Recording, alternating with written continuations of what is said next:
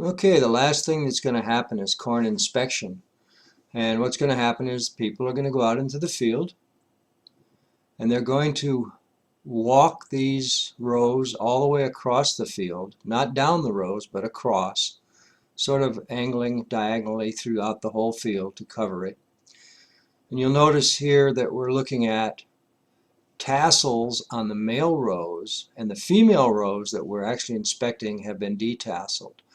So we're looking at the actual detasseling percentage in the females to make sure that all the tassels are taken off and to determine what percentage of these plants have silks and are being fertilized by the males. And once we get to a certain point, then we can close the field because all of the corn has been fertilized, and there's a couple of things that will happen, and I want to show you the machinery that's used. Okay, the first piece of machinery that's used on this machine, there's actually three different kinds of attachments that go on it. This one is the cutter.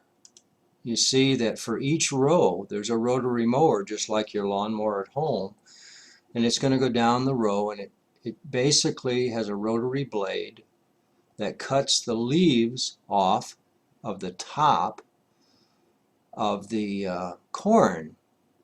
Below those leaves, the tassels will emerge, and with those leaves out of the way, the next machine we're going to look at will be able to suck the tassels right out of the top of the plant. Okay, the next piece of equipment that goes on this machine, replacing those rotary cutters, is this set of wheels for each row. And I'm trying to demonstrate how these rows spin. They spin this way. This one spins this way. And as that goes down the road and grabs the tassel, imagine my hand is the tassel, it sucks that, it grabs that tassel and sucks it right out of the top of the female plant. So it takes the male parts off and then creates the male plant. Then the third machine we have, this is detassel, the cutters on the front, is this machine, and these are mounted on the back. And you'll notice how wide they are apart.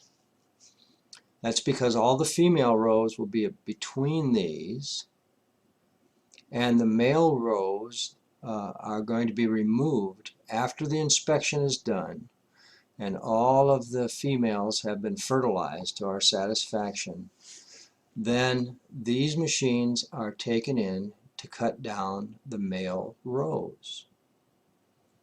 And the male rows have to be removed because that would be the product of the male fertilizing the male variety, and we want to harvest the seed produced from the female variety crossed with the male variety. And so we have to remove the males so that they don't contaminate the harvest of the seed. And then after the seed is harvested, it will go to the lab to be tested for genetics and germination and so forth. Okay, so when the inspectors are in the field, they're looking for tassels on female plants. And you see, this is exactly what we don't want, is to see these tassels on the female plants. And so they'll get pulled right off. If that machine misses any, then somebody has to come back by hand and pull those off. So if the inspector's in the field and he finds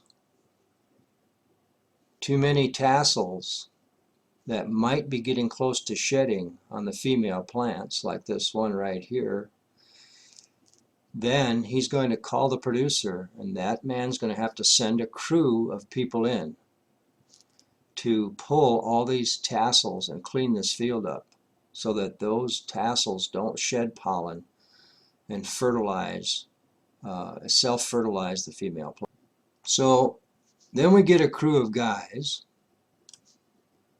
and there may be 100 of them to go through a 100-acre field, 2 or 3 busloads, and they walk through this field and they find every tassel they can, every rogue plant that they can, and pull them out. And if they don't do a good job, somebody's going to be sent home, because this is too valuable a crop for these workers to be screwing around. This isn't a real hard job, but it can get old if you do it all summer long, so it's not great, not easy. So again, these workers that we just saw are pulling tassels that this machine did not pull. And there are times when machines aren't used and the workers have to pull all of the tassels. So let's take a look at a detasseling machine in operation. It's sort of neat to watch it.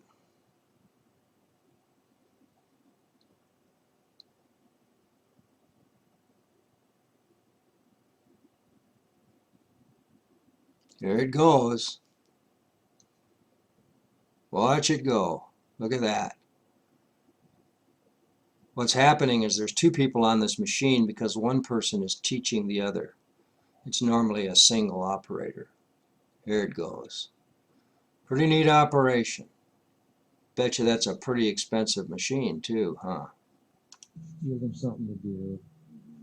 So here Ellen's going to show us Local what she American does. people She's don't an want inspector for the company, and she's one of the people that would actually call in to. the Oh, detasseling crews to come in. Well, I spend my money on cattle instead of the vehicles. okay. Okay. So you live real close around here. No, I live down in South now. Oh, okay. So way down. See, drive all the way up here.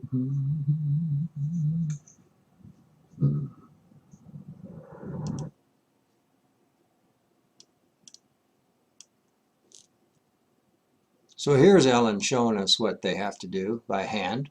There you go. Just pull her right out.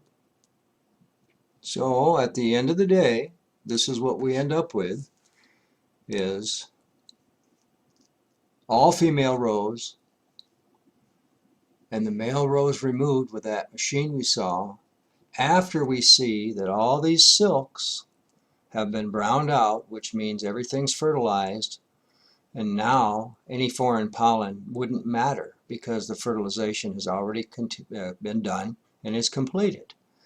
And so that's where this all would end. And hopefully the crop will be approved and certified and will sell for a nice piece of change to a buyer who's going to use it to plant corn to be used for another purpose. So that's where it all ends.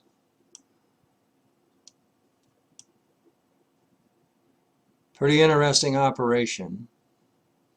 A lot of different components to it, but it's all about applied genetics.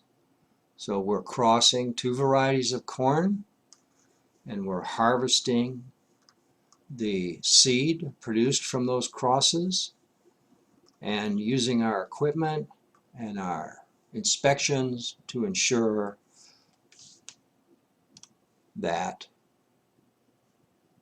the wrong pollen does not fertilize the female plants that are producing the seed in these operations.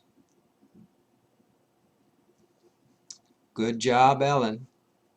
Okay.